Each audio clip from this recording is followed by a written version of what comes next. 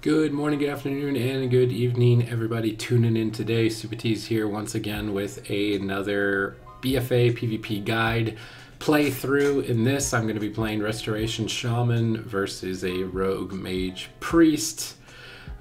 First thing I really want to point out is the talents that I'm running. So Spirit Wolf, Spectral Recovery is a nice combination, as well as the Azerite trait Pack Spirit. When you put those three together in tandem, you're pretty much immortal running around in Ghost Wolf, and Rogue Mage is likely to open on you or attack you at some point when you're playing such a durable composition such as a Shadow Priest or a Balance Druid. So taking some extra personal defense to make sure that you're also not a viable target for them is a great strategy to really employ. At the start of the game, your partners want to look to gain combat so that you can avoid being sapped.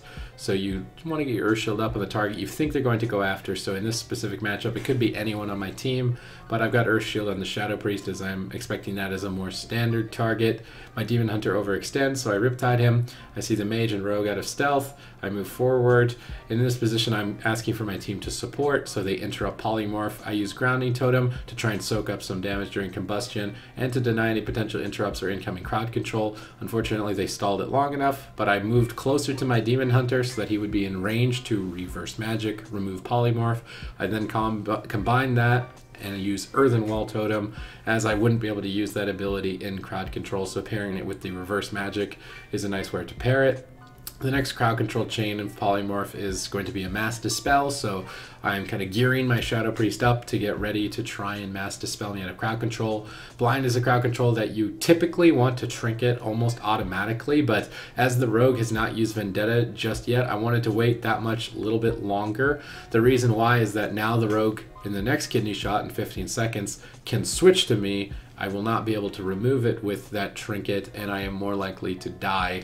So having realized I've overextended, I commit Healing Tide, and I start to try to move back to the pillar, as I am expecting the next incoming attack to be on me. So I'm pulling back and away. I managed to avoid Dragon's Breath a little bit accidentally, and I'm really just watching the Rogue, keeping my eyes on the Rogue. Is he going to Shadow Step to me, or is he going to stay on the target? And really, that's all I'm looking at. The Demon Hunter bringing the Rogue closer to me is not the best move, but they use Kidney Shot and they use Smoke Bomb. This is where I'm kind of calling for Mass Dispel. I'm sure that it's being denied in this position, so instead my Demon Hunter has to trade personal defensive cooldowns. Blur is a fair trade with reverse magic to remove crowd control. It should be enough for me to top him off shortly. With the Surging Tides Azerite trait, you want to make sure you're using Riptide on targets at low health, so you also get a shield effect. That shield effect is quite potent, so you want to make sure in that situation you're using Riptides before anything else.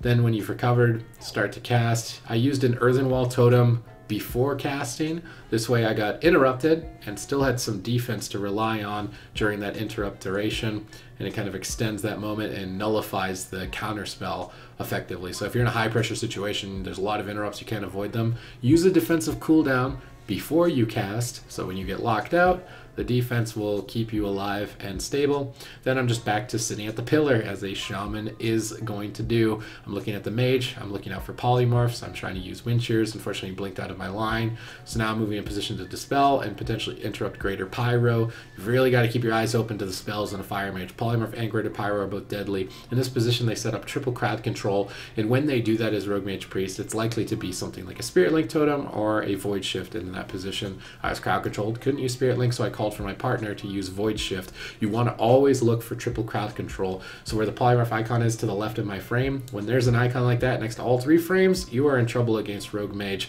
And a lot of it, you can still see that we're feeling the backlash of that initial crowd control even to this point.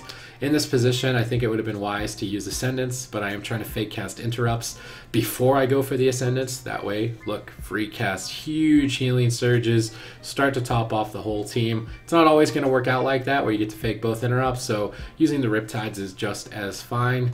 In this position, my Demon Hunter uses Darkness preemptively, predicting an attack, and denies a stun kill there, but it wasn't with Vendetta, so that's the next incoming threat. As you saw with Omnibar, the Vendetta icon faded away. It means it's available, and that's what I'm getting ready for. And I've got Trinket, so I'm in that position of, do I auto Trinket blind, or do I try and sit and wait for Vendetta? So I know Kidney Shot isn't up for 2, and I'm trying to sit it. I'm looking to see where the rogue commits, if my Demon Hunter can kite away. And the main reason is because I would prefer against an Assassination Rogue to line my trinket up with Vendetta than blind if I can get away with it. In that position, I could get away with it.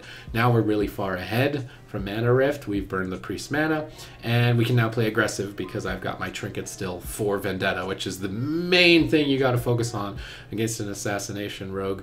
That's all we're gearing up for here. You can see with my Demon Hunter retreating back to the pillar, we're just getting ready for it, making sure that we can survive it, because as soon as we do, the game is pretty much in the bag, because as a shaman playing with these shadow priests and these balanced druids and demon hunters and tanky classes, your main objective is survive, survive, survive. So Kidney Shot and Dark Archangel and Vendetta. So what do? Earthen Wall Totem. Immediately react to those cooldowns and make a trade, because those are powerful cooldowns that can immediately end the game if you don't react quick enough. Now that we've survived, we've used reverse magic to remove crowd control, it's now our turn to attack. So against a Rogue Mage Priest, it's very important that you get your block. You go in, they go in, then as soon as you've blocked, you instantly flick a switch and you start going on the attack. So we're putting pressure on Rogue, we get pain suppression, we burn more mana, and we're slowly pulling ahead. And we've still actually managed to hold our trinket, but it's important that we only use it in emergencies. So trinket Spirit Link now in this situation. Otherwise, we still want to line it up with blind, or we want to line it up with Vendetta. So at all costs, I only want to use trinket to connect with Spirit Link Totem. This Kidney Shot, I use Healing Tide. It's really Kidney Shot as well that you need to be afraid of against Assassination Rogues, so lining up a 3-minute cooldown like Healing Tide or Ascendance to try and boost your healing just that little bit more to sneak through another stun lock is going to be something that you want to look forward to. Being in the middle of the map isn't the greatest, but I was in position for my Priest to Mass Dispel, and that's something you always want to be calling out whenever you see polymorphs that you either can't stop, you want to be lining up your teammates, reverse magic, mass dispel, cyclones, whatever it is you have on your team, you want to start calling for that. You want to tell them ahead of time when crowd control is coming in that run away, trade a cooldown, do something, and that's the best way to do it, is to pay attention to that mage cast bar throughout the game. In this position, we opt to retreat away because they have barrier, that shield in the center of the map. It's really powerful defensive cooldown with an honor talent, so you want to avoid that. And then when that's over, okay, let's bounce in, let's start attacking. So we're looking at our Omni bar. We see blind coming up in 6, we see Kidney Shot coming up in 8, Vendetta in 12. Scary times are about to occur in this match, so we need to deny the priest from drinking while still preparing and not quite overextending. Unfortunately, I think for this rogue, the priest got a little bit too greedy with the drink, got crowd controlled, and then ended up going down as a result. So what did we learn from this game? Against Rogue Mage Priest, block the attack, then turn it around and start pushing in aggressively. Keep your eye on that Omni bar. Keep track of Vendetta, Blind, Kidney Shot, and Combustion. When those are available, you want to be getting ready to trade. You want to be starting to posture up defensively. Block, reverse it, attack. And that's basically rinse repeat for any Restoration Shaman composition. So I hope that this guide was of some assistance to you, and I do plan on making more guides for more classes as I level them up and I gear them up and I can play them. So I'm going to be learning just along with all of you guys. So thank you for tuning in, and I will see you next time.